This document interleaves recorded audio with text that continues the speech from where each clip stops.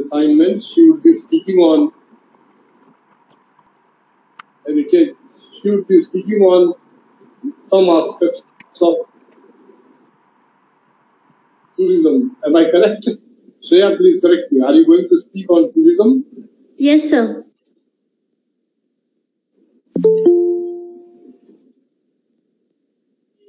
Shreya, can you hear me? Yes, sir. Yes, sir. I can hear you. Yes, yes.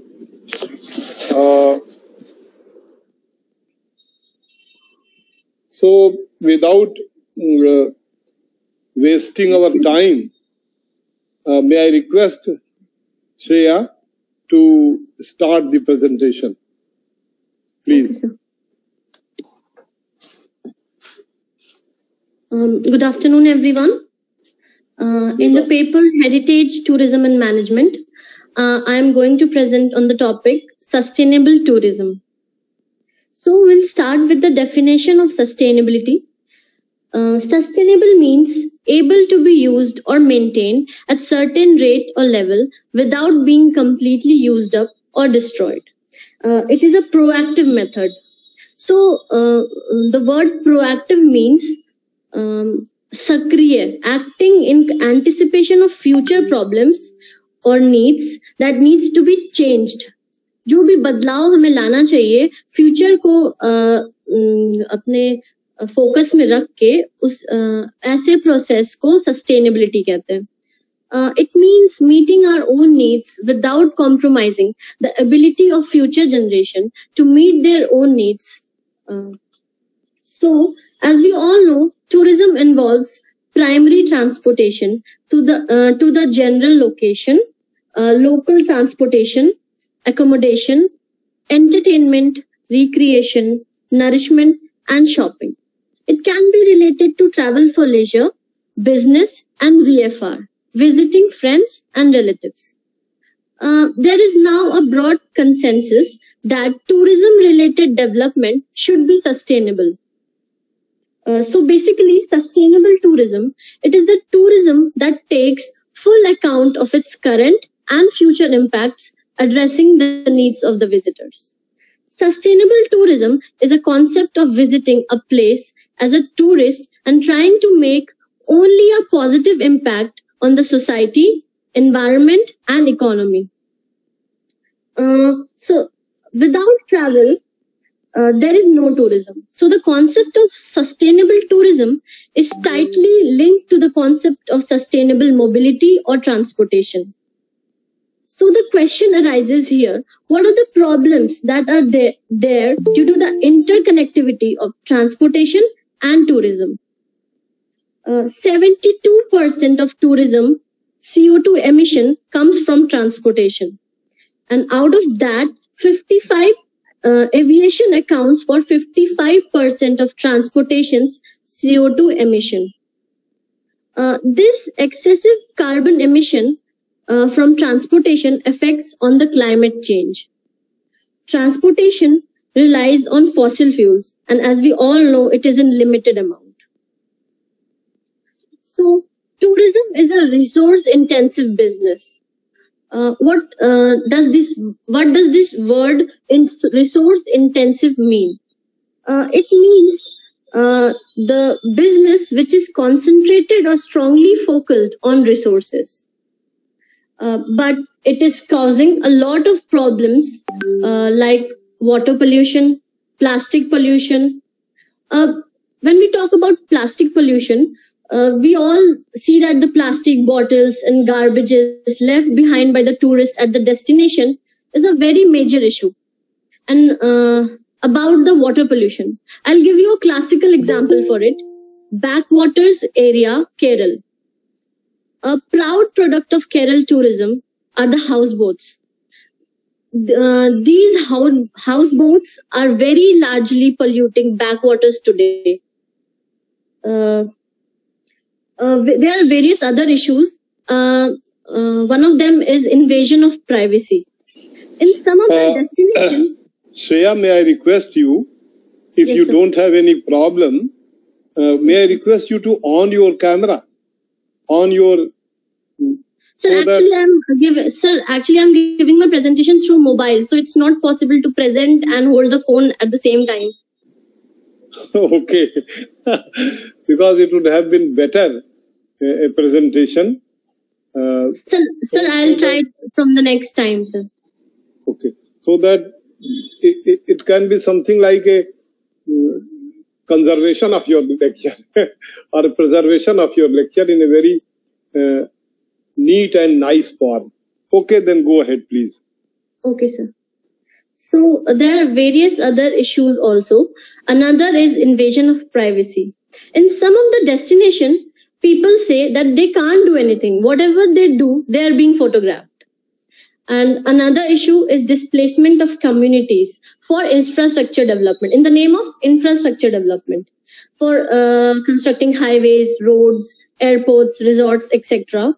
The various communities which are living around that areas are displaced, like the fishermen communities, the small artist communities. All these are very badly affected from such infrastructure development. They are very badly affected due to such displacement. As more regions and countries enhances their tourism, it generates substantial effect on its natural resources, utilization outlines, pollution, as we talked about water pollution and plastic pollutions, safety, that means invasion of privacy and all, a social system, economy, etc. So, we'll now talk about the dimensions of sustainability. The three dimensions of sustainability are environmental, economic, and social dimension, informally used as planet, profit, and people. After knowing the dimension, we must know the actual issues related to tourism in these dimensions. When we talk about the environmental dimension, it not only affects the natural resources, it affects the wildlife, natural environment, which is the clean air, water, sea, lake, rivers, which is around that area or the destination. So excessive tourism activity in a particular destination leads to the destruction of habitat, affecting feeding habits, disrupted breeding patterns, fire in woodlands, etc. Next, we'll talk about the economic dimension. So over-dependence on tourism makes the host economy vulnerable. There is this problem of job creation. Most of the jobs are seasonal and very menial jobs, low paid jobs. And another issue is infrastructure development, very expensive, and the issue is it may be needed only for seasonal purpose. Next, when we talk about the social dimension or about the people, the social impact of tourism, it normally focuses upon the host community, how it is affecting their lifestyle, their privacy concerns, etc. Now, we'll see how we are tackling this with the help of sustainable tourism. Sustainable tourism is one that establishes a suitable balance between the environmental, economic, and socio-cultural aspect of tourism development. Sustainable tourism provides crucial economic incentives for habitat protection. Revenue from visitor spending are often channeled back into nature conservation or capacity building programs for local communities. This is achieved by balancing the needs of tourists with those of the destination. Sustainable tourism should help to conserve natural heritage and biodiversity. It should respect the socio-cultural authenticity of the host community, conserve their built and living cultural heritage and traditional values, which should contribute to the intercultural understanding and tolerance. The sustainable tourism should be economically viable, but does not destroy the resources on which the future of the tourism will depend, as it may help the physical environment and the social help to maintain the physical environment and the social fabric of the host community. So at last, I would like to discuss the principles of sustainable tourism.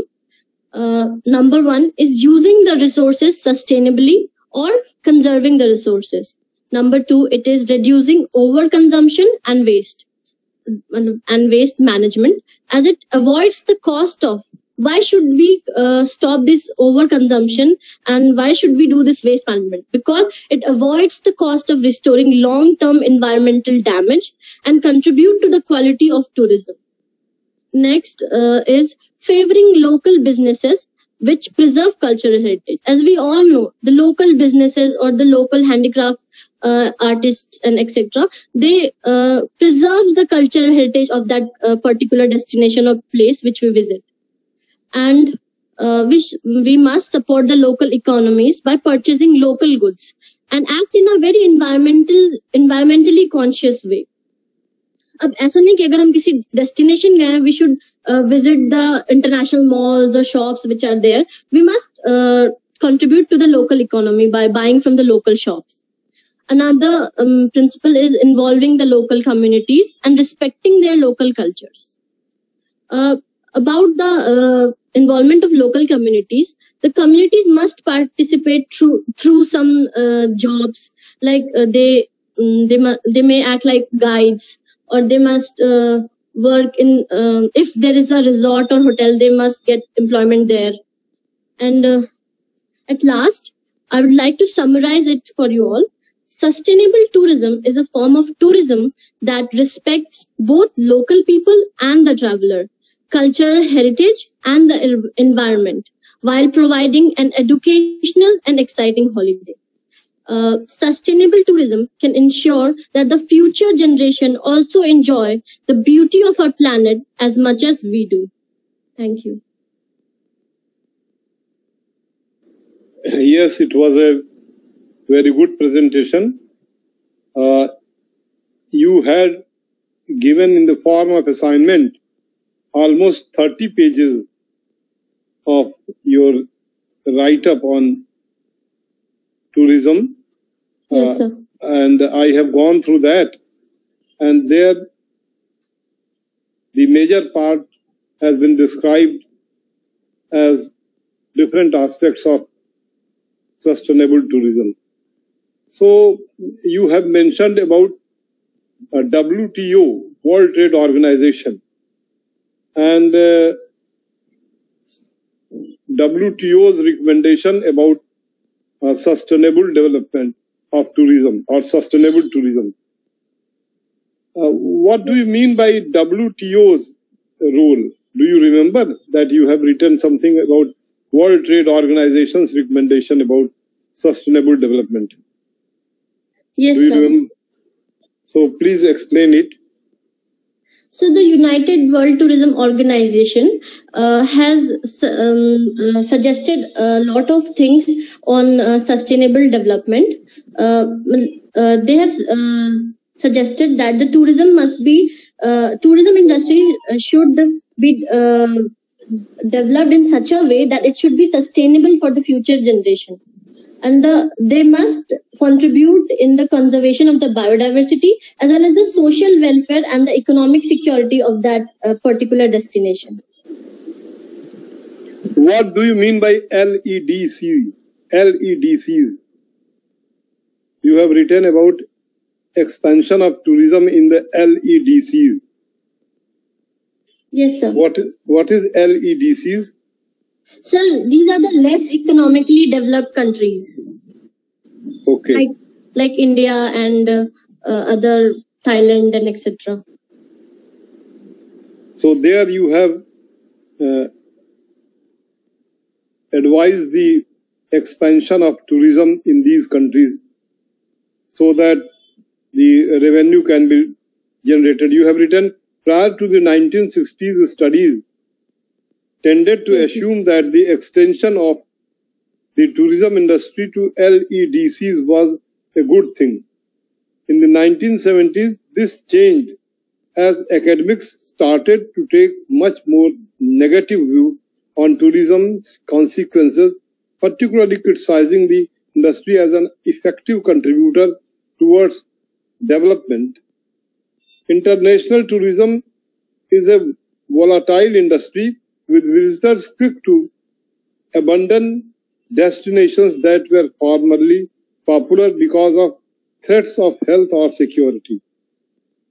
Can you explain this as to how the threat to health and security, how it affected tourism? And particularly in the context of Thailand, what is your view about the increasing role of tourism in Thailand and in Southeast Asian countries? Sir, as the tourism industry is going in these Southeastern countries, the economy is majorly dependent on the tourism industry. So it is making the host community very vulnerable. As the job which are created are very seasonal. Have you read some material on tourism in economically less developed countries? Have you read some material? Have you read some empirical study? Means some expressions or some narrations about the experiences of the people who visited the less economically developed countries. Can you tell me that you have read such and such stories about less developed economic countries and the experience of the people while making tourism to these areas? Do you have any idea about the experiences or the expressions which they made? Could you read some literature about the tourism experiences in less developed countries, less economically developed countries? You understand what I'm saying? Yes, sir. Sir, I can't exactly quote the literature here, but I can give a very classic example from our own country, which is the state of Sikkim. Yes. Sir, as we know, we are going through very bad times, it's a pandemic, and that particular state is it's 80 to 85% economy is dependent on tourism. Yes. So its over dependence is affecting its development. So, do you prescribe increase of tourism in Sikkim, or you think there should be some second thought about tourism in Sikkim? There should be a second thought. There must be a balance. The whole economy should not be dependent on the tourism industry only. Yeah, that is true. But if suppose someone has this very potential, I have been to Sikkim and I stayed there for 3-4 days with my family and visited different places. And that too in the month of, I should say, December or November/December, which was very cold. And I found so much crowd. Means December and November could prevent the people visiting Sikkim. And it was so beautiful a place. And I saw the villages of Sikkim. They were connected with the roads. So, and on the way from New Jalpaiguri or Jalpaiguri to Darjeeling, through Darjeeling to Sikkim, Gangtok, I saw several greeneries and several, I should say, the Ayurvedic plants were there. So these things need to be exploited for the development of Sikkim's economy. But to how tourism was going to affect Sikkim in a negative manner, can you tell me how tourism could affect negatively the economy of Sikkim? Yes, sir. So as I already told, its over dependence is the only negative point, and all the jobs that are created are mostly seasonal in nature. One example is the flower exhibition, which is very popular in Sikkim.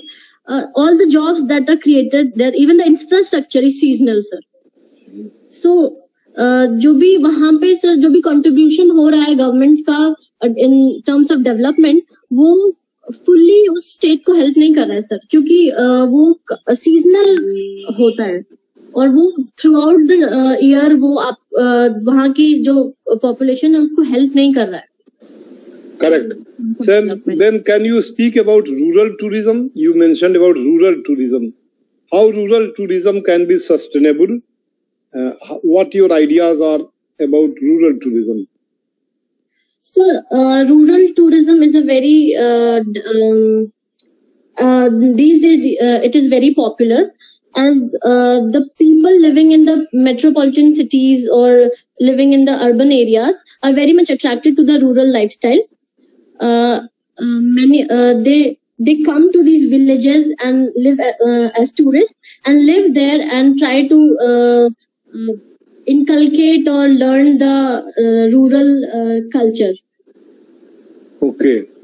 So, do you have any idea about the potential of rural tourism in a particular district or in Purnia? If I am to speak about the place where you are living, can you say something about the potential of the growth of rural tourism and what things be done by Bihar government or the district administration to enhance rural tourism in Purnia district?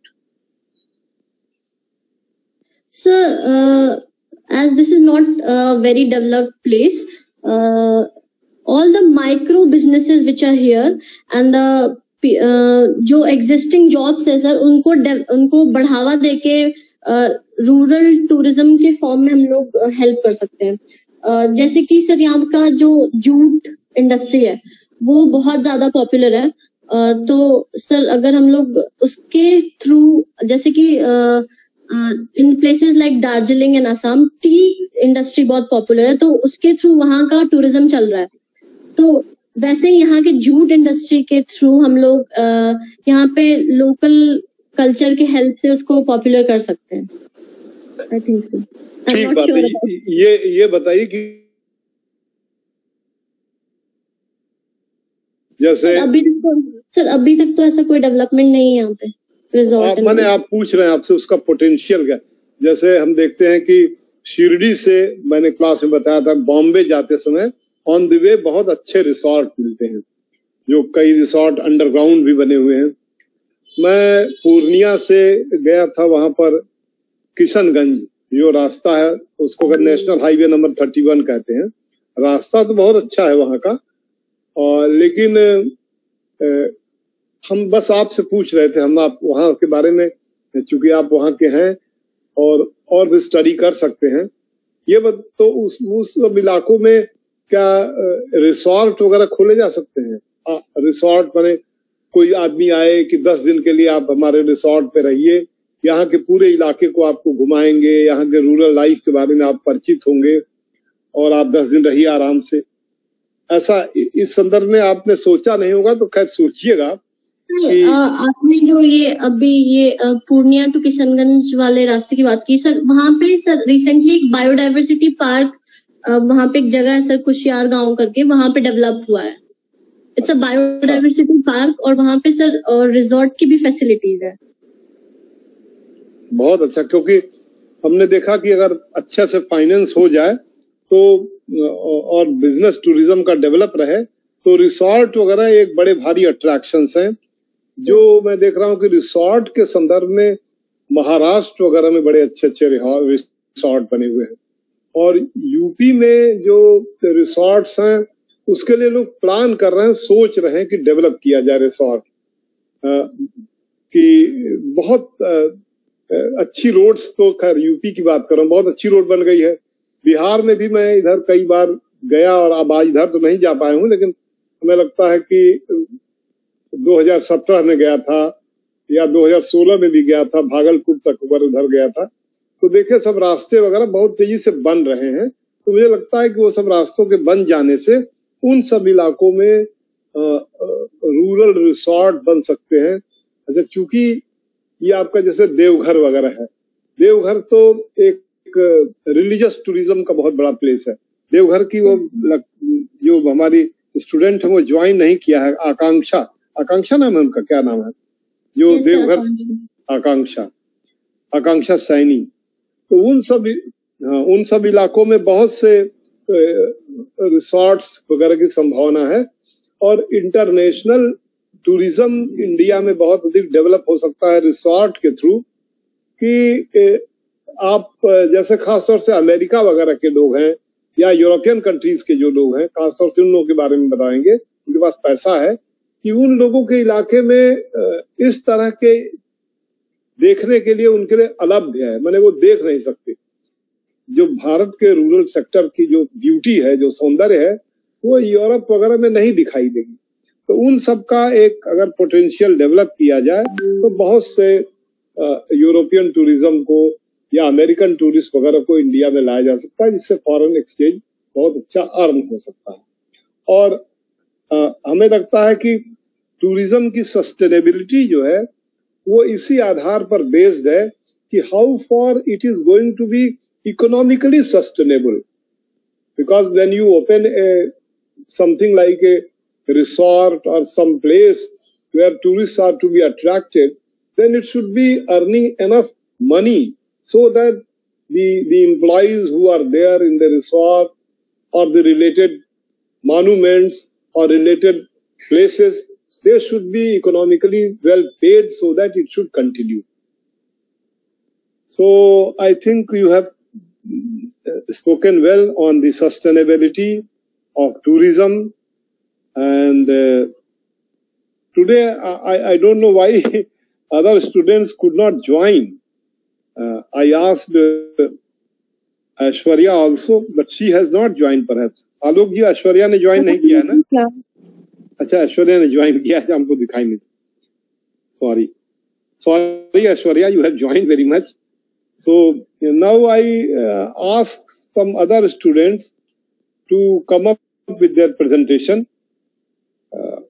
or if they are not going to present, they may come up with their queries or questions on whatever or what is being just presented by Shreya. The students are invited to raise questions or queries or come up with their observations. They are now encouraged, or I should say invited, to speak. Because if you speak, it would be better that you have understood the things and now you are grasping it and then speaking it. So anybody may come and ask any question to Aishwarya, to Shreya, and then may come up with the observation. I'm seeing Shashi Dubey. Who is Redmi? Alok, who is Redmi? Redmi 6 left. Block him so that he could not join. Because the moment I ask Redmi, who are you? Identify yourself. Redmi has left. Redmi joins, Redmi leaves. As if he's a, I don't know, I should not use tough language, but leave that as he may, but you find out who is Redmi. And Kumari Bharti has just joined. Actually, the class starts at 2. So everybody is requested that everyone should join at 2 o'clock. So other students, they are encouraged and also trained. In this process, they self-train themselves to speak. Because any discipline, heritage management or history or any science, technology or management, there one will have to speak. So this very interactive session, which is called presentation, that is also to encourage the students to develop their speaking quality. So I'm asking to come up Kumari Bharti. Can you? But you have joined late, so I don't know if you can ask. Yes. 2 बजे join किया था मैंने. Okay, so then I could not see you. Then when you जब आपने 2 बजे join किया है तो आप कोई सवाल पूछिए. सर कोई क्वेश्चन तो नहीं है. नहीं ऐसे कैसे चलेगा. कुछ पूछिए. अच्छा, कहाँ से आप हैं कुमारी भारती? आप किस इलाके से हैं? सर बोकारो, झारखंड. अच्छा, वाह. तो ये तो बहुत अच्छे इलाके से आप हैं. तो बोकारो का जो इन्वायरमेंट है वो तो हमें लगता है बहुत ही डिग्रेडिंग इस अर्थ में कि बहुत इंडस्ट्रियल इलाका है तो वहाँ के एयर पोल्यूशन वगैरह के बारे में आपका क्या कहना है? बोकारो स्टील प्लांट जी सर वहाँ का हाँ बताइए।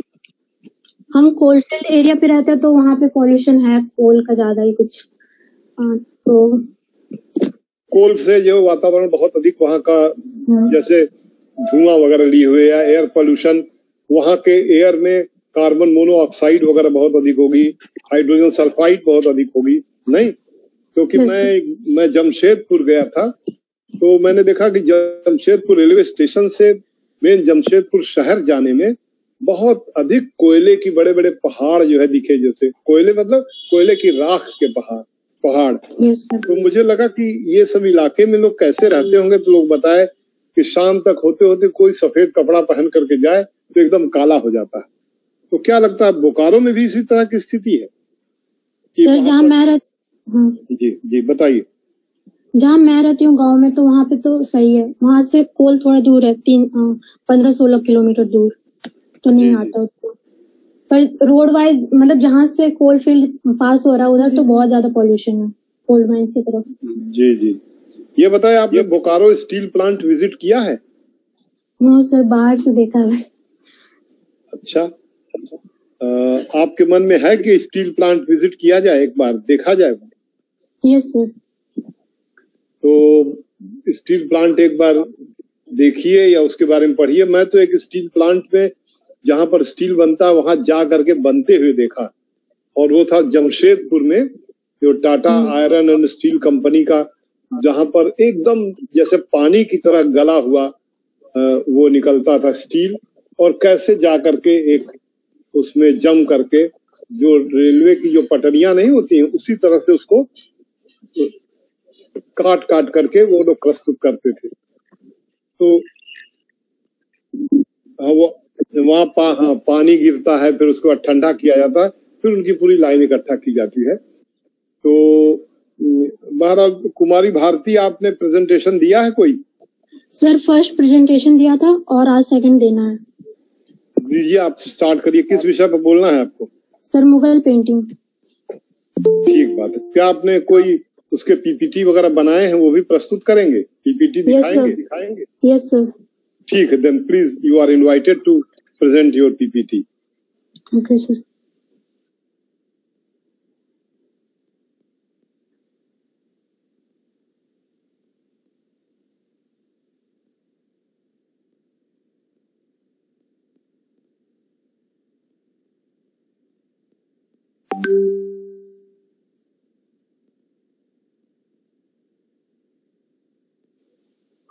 My topic is Mughal painting. The painting made in the Mughal period had a distinctive style as they were drawing from Persian antecedents. There was a change in color palette, theme and form. The focus shifted from depicting the god to glorifying the ruler and showing his life. They focused on hunting scene, historical event and other court-related painting. The Mughal painting brought together Persian naturalistic style with the opulence of great dynasty and created some beautifully illustrated folios. These paintings were considered unique because of the use of brilliant colors. The painters were supposed to concentrate on ensuring the accuracy of line drawing. Except painters were supposed religious painting. The Mughal were known for the diverse theme. Even though they made only miniature painting, the illustration in painting are considered amongst the most unique painting in the world. They brought the technique of foreshortening to the India. Under this technique, objects were drawn in a way that they look closer and smaller than they really are. This is painting of Mughal किताब खाना, जिसमें कि दिखाया गया है workers जो हैं वो अलग अलग काम में इन्वॉल्व हैं मैन्युस्क्रिप्ट रेडी करने के लिए. The style of painting under successive ruler are as follows. First one is Babur established the Mughal dynasty after fighting a series of wars. He did not have much time to commission painting, but he is said to have patronized the Persian artist Behzad, who made some illustration of Mughal family tree.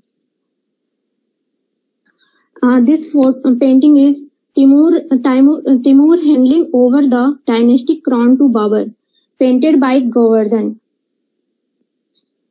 Next is Humayun. Humayun, who was a great patron of art, came to the throne at a young age. He was interested in painting and building beautiful monuments, but his attire was disrupted when he lost the throne to Sher Shah Suri and was exiled to Persia. While he was at Shah Tamsab court in Persia, he acquired the service of two main painters called Abdus Samad and Mir Sayyid Ali, who came back with him after he won his throne back and established the Mughal dynasty in India. These artists were responsible for bringing Persian influence in the Mughal painting and created many successful illustrated albums during Akbar's reign. They created an illustrated manuscript called Tutinama, Tales of Parrot. This is Tutinama. इसमें तोता story सुनाता है, उसको पूरा किया गया अब्दुस समाद और मीर सैयद अली इस तुतीनामा को कंप्लीट किया मैन्युस्क्रिप्ट को. Next one is Akbar. Akbar was responsible for establishment of an entire department devoted to the painting and scribing of his document. He established a formal artistic studio called Tasveer Khana, where the artists were hired on salary and they developed their own style. Akbar looked upon painting as a means of study and amusement. He believed that a painting could show the demeanor of the subject and regularly awarded painters who created lifelike images. Akbar also recognized the beauty of those Indian artists who had worked for previous rulers and invited them to work in his Tasveer Khana. Hence, the Indian influence started in the Mughal painting. The defining feature of painting in Akbar period are the use of dimensional figure and continued the use of foreshortening. Furthermore, the artist encouraged the use of calligraphy in the painting. One of the distinguishing feature of this period was the transformation of popular art to the courtyard. That is, the artist was more focused on depicting the scene of court life than the life of the masses. Famous painter Daswan, Baswan and Kesu. Prominent illustrated manuscript during Akbar's reign, the Tutinama, Hamzanama, Anwar-e Suhali and Gulistan of Shadi. Now I will show some painting of Akbar's period. This is a king in court in reign of Akbar, painter Baswan. A king while hunting accidentally shoot woodcutter, painter Sanwala. Birth of Prince Salim at Fatehpur Sikri. Abul Fazl presenting the manuscript of the completed Akbarnama to his patron.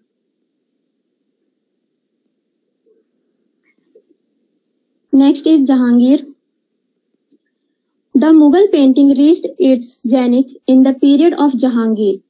He was a naturalist by nature and preferred by the painting of flora and fauna, that is, bird, animal, tree and flowers.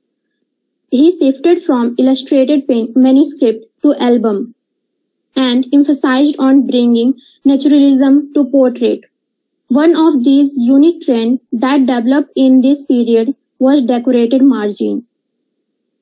Around the painting around the painting that were sometimes as elaborate as the painting themselves. Jahangir was himself considered to be a good artist. His own private workshop, although no major work by him survived. His atelier mostly created miniature painting of Jabra, the turkey cock. One of the most famous artists from his period was Ustad Mansoor, who was an expert in drawing the features of the most complex faces. An animal fable called Ayyare Danish was illustrated during his reign. Some painting of Jahangir period, इसमें देखा जा सकता है कि margin कितने अच्छे से decorate किया हुआ है. मार्जिन पे बहुत फोकस किया गया है इस पीरियड में. और ये टर्की कॉक में भी इसमें बहुत अच्छे से मार्जिन दिखाया गया. मार्जिन पे बहुत ज्यादा फोकस किया गया है. This is scene of Badshah Nama, Jahangir presenting Prince Khurram with the turban. Jahangir holding a portrait of his father Akbar. Jahangir shooting the figure of poverty, painting by Abul Hasan.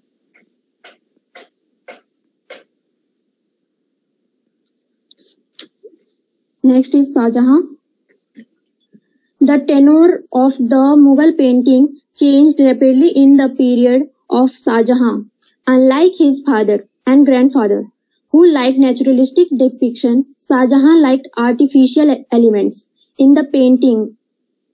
It is said that he tried to reduce the liveliness of the painting and bring the unnatural stillness, as he was inspired by the European influence. He kept off the use of charcoal to draw and encouraged the artist to draw and sketch using a pencil. He also ordered to increase the use of gold and silver in the painting. He also liked brighter color palettes. Hence, we can say that the Mughal attire was enlarged during his reign, but changed a lot in style and techniques. In this slide, Shah Jahan honoring Prince Aurangzeb at Agra, his wedding, painting by Payag in Badshah Nama.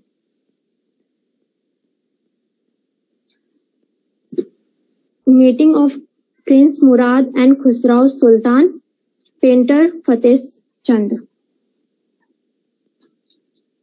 In this painting, Prince Khurram being weighed in precious metal in a ceremony called Jasne-Vajan or Tula-Dan from Jahangir Memoirs.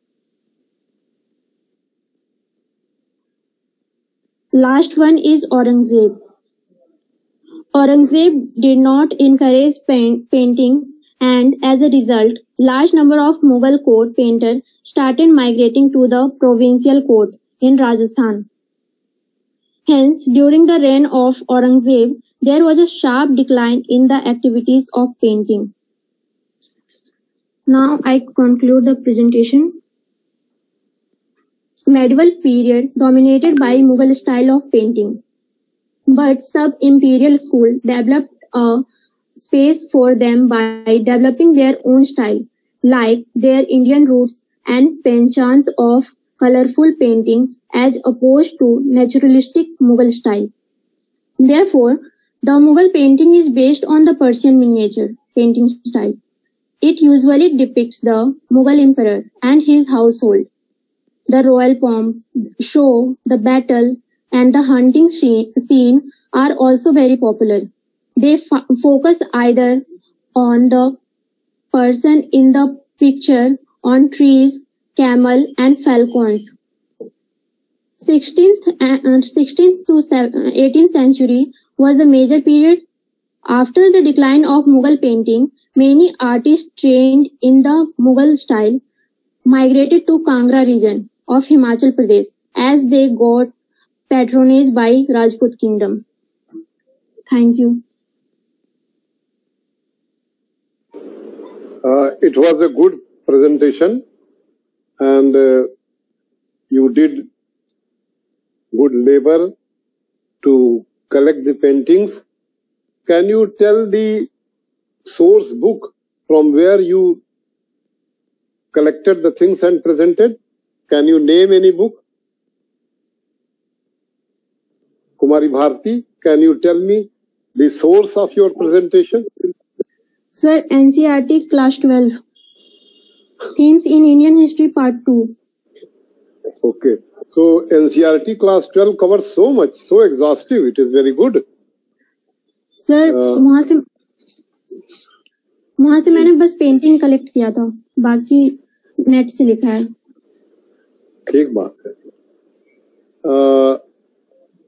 ये बताइए कि आपने जो imperial paintings के बारे में चर्चा किया, इंपीरियल माने जो मुगल काल के मुगल लोगों द्वारा किया गया, इसके अलावा कहीं आपने चर्चा तो किया कि जैसे कांगड़ा में चले गए औरंगजेब के समय में, और राजपूत लोगों ने पैट्रनाइज किया, क्या आपने राजस्थान वगैरह की समकालीन पेंटिंग्स वगैरह के बारे में कहीं कुछ पढ़ा आपने?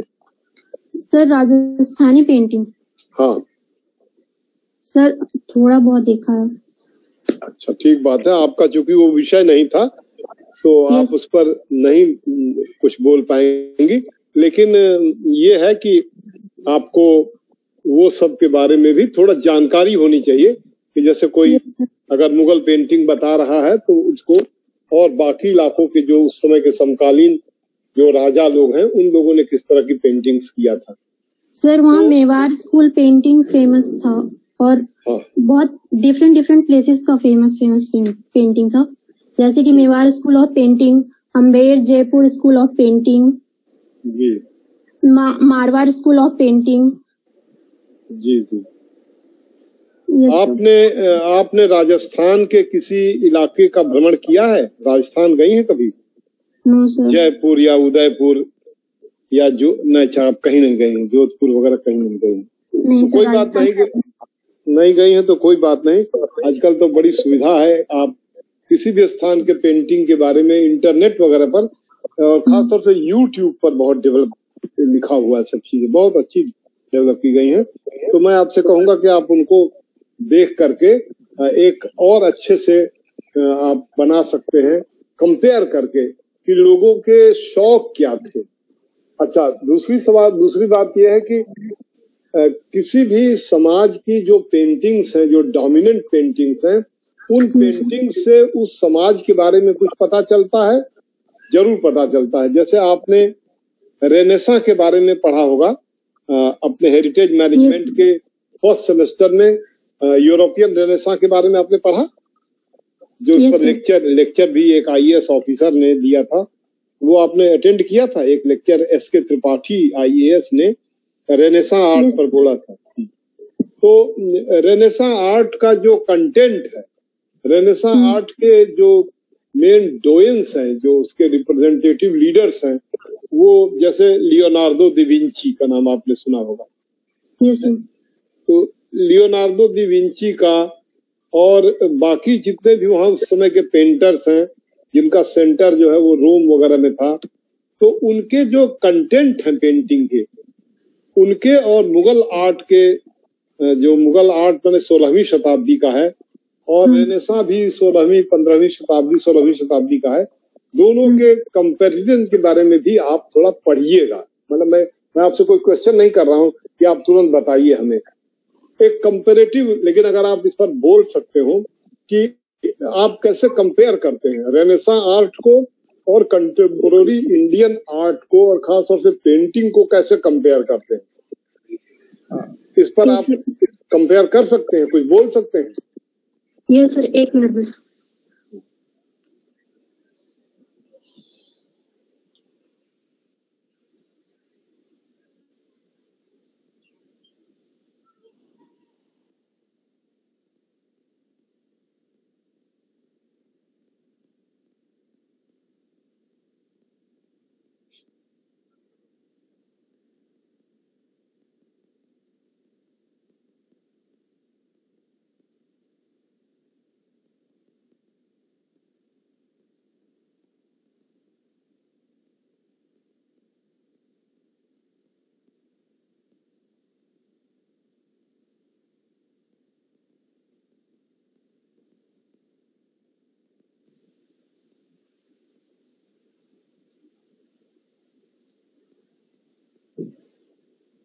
सर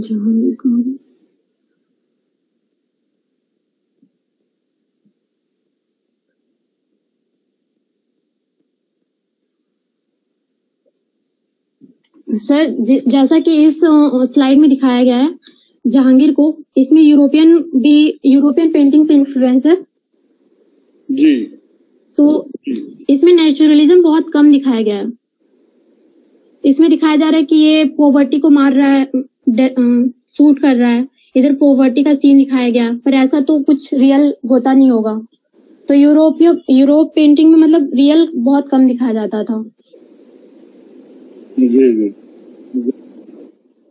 यूरोपियन पेंटिंग में आपने जो जिसको कहते हैं सेंट पीटर का बेसिलिका कहते हैं, बेसिलिका होता है मतलब एक चर्च होता है, सेंट पीटर के नाम से आज भी रोम में है। उसकी जो दीवारें हैं उस पर जो फ्रेस्को हुआ है, तो दीवारों पर जो पेंटिंग हुई है उसको माइकल एंजेलो ने किया है। उस पर उन्होंने क्राइस्ट के जीवन के संदर्भ में तमाम जो उनके जीवन की कहानियां हैं उनको वर्णन किया है। जैसे आपको अजंता और एलोरा वगैरह की दीवारों में अब बहुत से आपको दिखाई देते हैं, ईश्वरीयता दिखाई देती है, रिलीजियस कहानियों से पेंटिंग दिखाई देती है।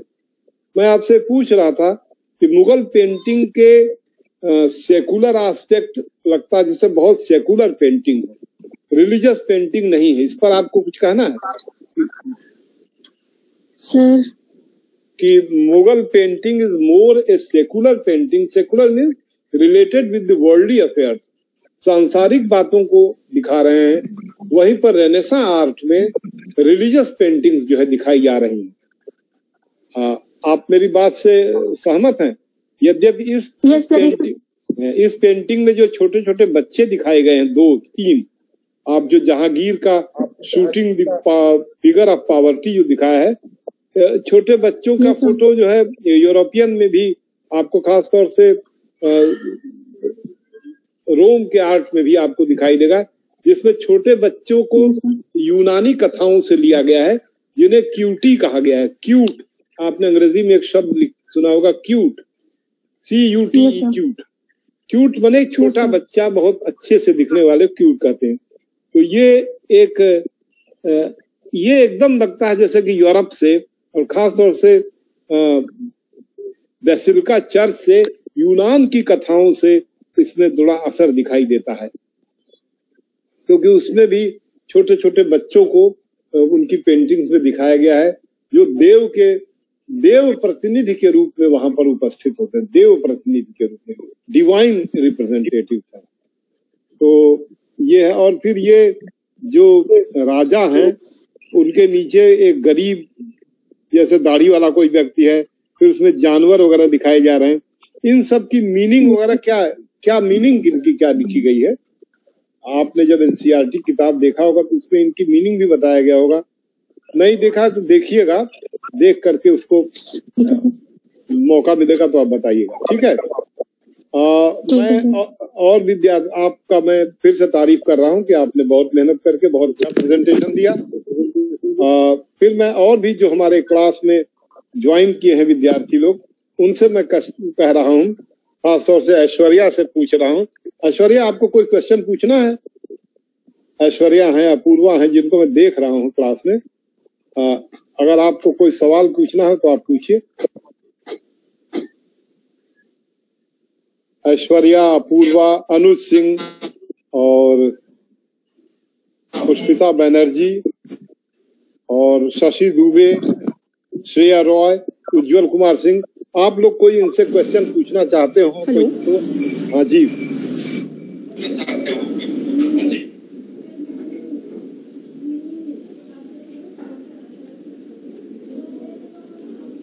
So, am I audible? You are audible. Yes sir, तो medieval time में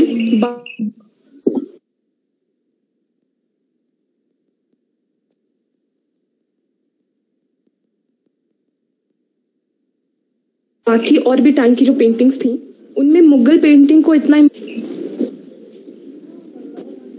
hello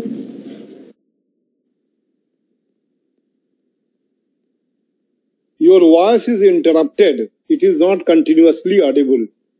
But anyhow, please continue with whatever you are saying.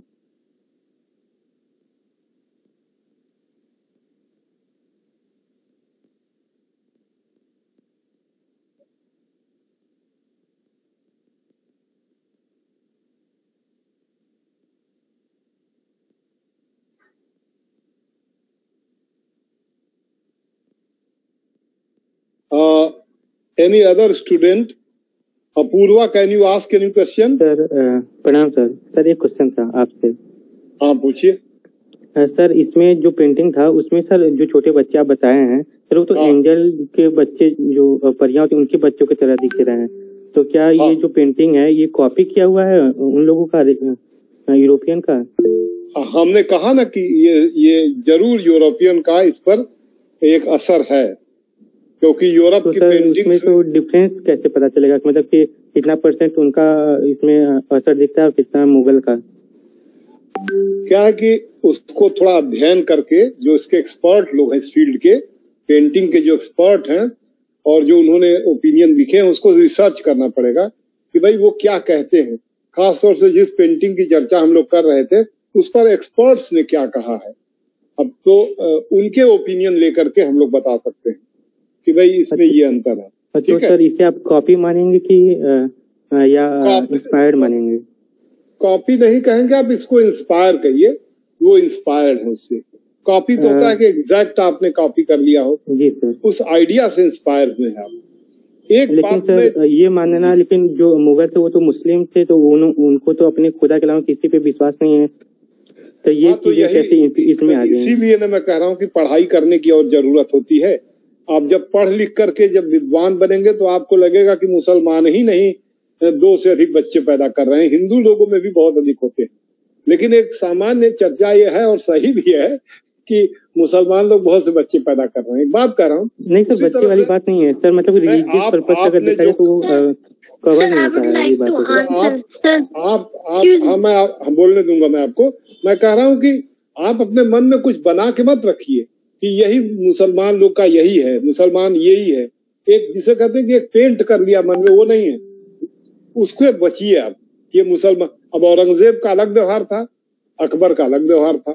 नहीं सर व्यवहार वाली बात नहीं है, मतलब रिलीजियस जो मानते हैं वो तो अपने खुदा के अलावा किसी को नहीं मानते हैं, तो वो फिर एंजल को अपने पेंटिंग कैसे तो आप इसी में जो है आपको समझ नहीं आता है। आप आईएस के मुसलमानों में और शिया मुसलमानों में अंतर नहीं समझ पाते हैं। आप एक ऐसा चश्मा लगाए हैं जिससे सब मुसलमान एक ही तरह से दिखें, जबकि मुसलमान में हजारों प्रकार के मुसलमान होते हैं। ठीक है, आपका हो गया सवाल। और कोई बच्चा पूछे प्लीज। दूसरा बच्चा कोई पूछ रहा था, पूछिए।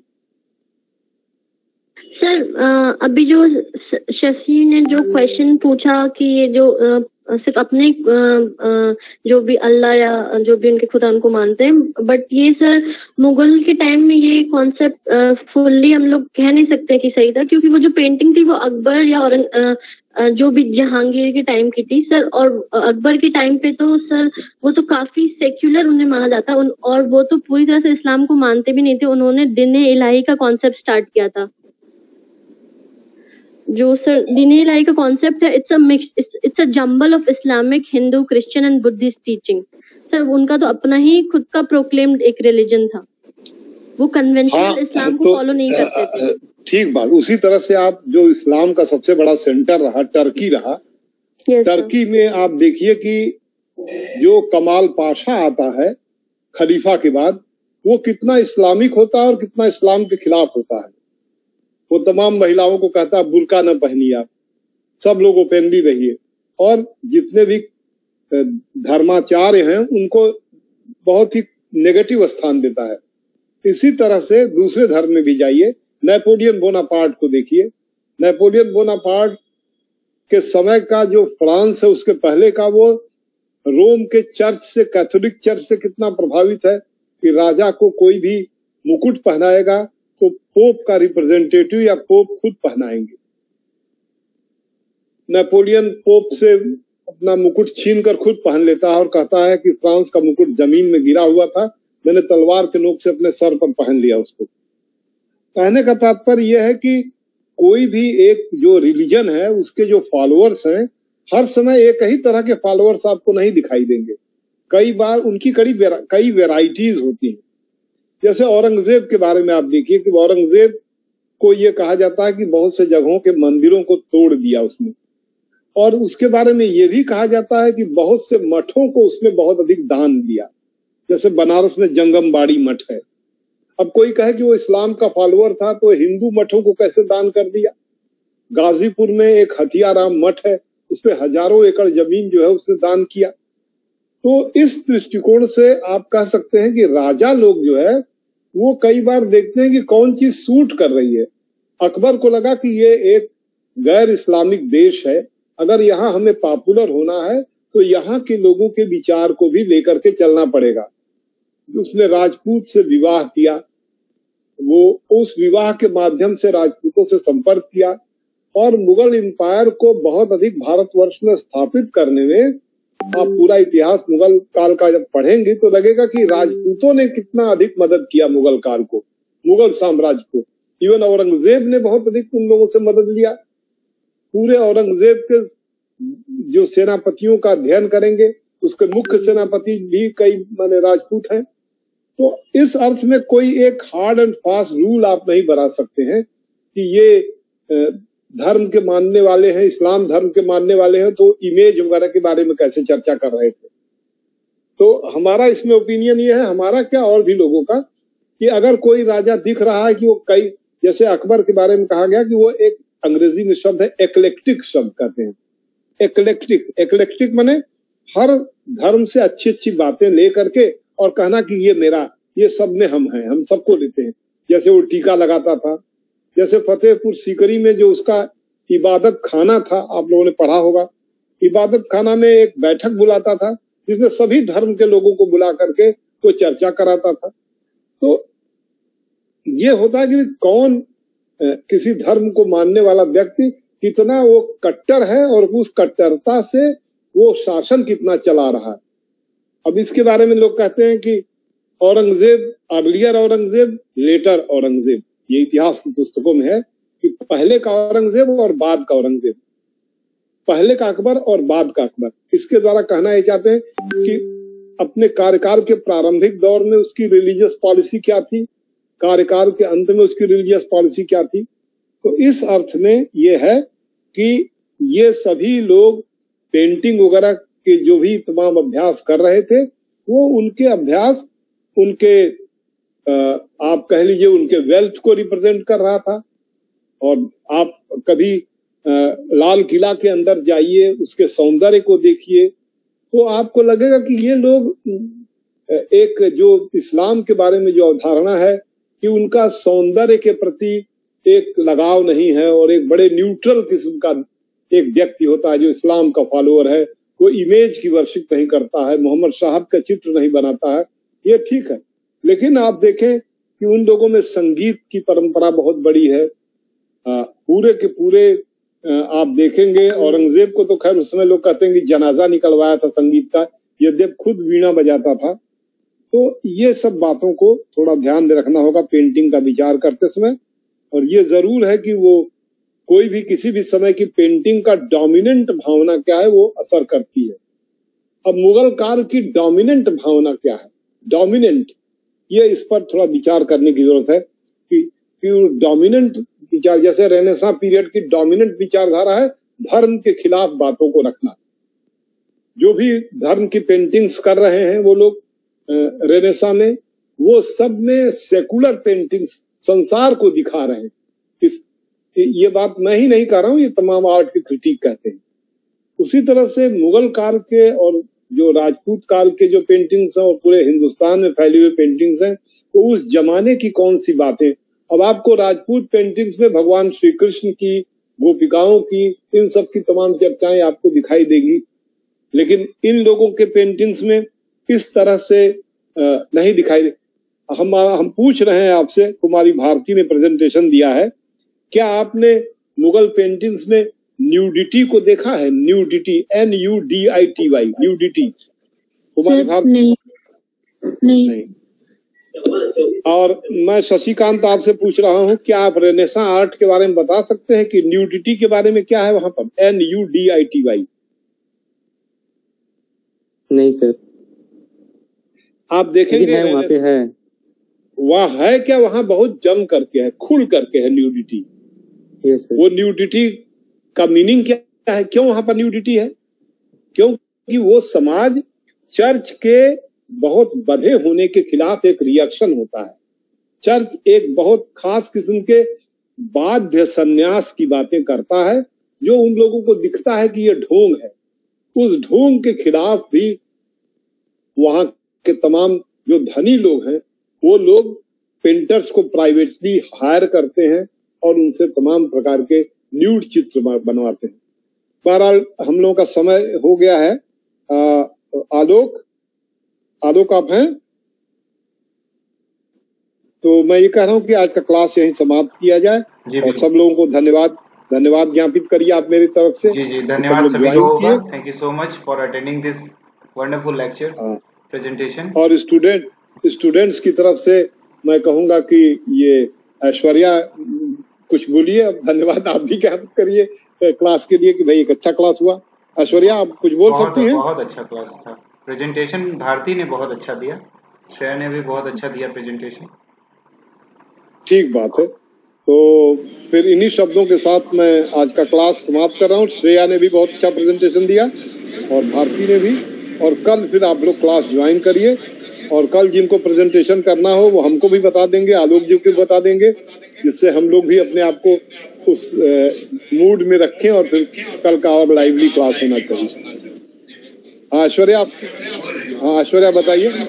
यस सर, बीच में एक्चुअली थोड़ा नेटवर्क इशू हो गया था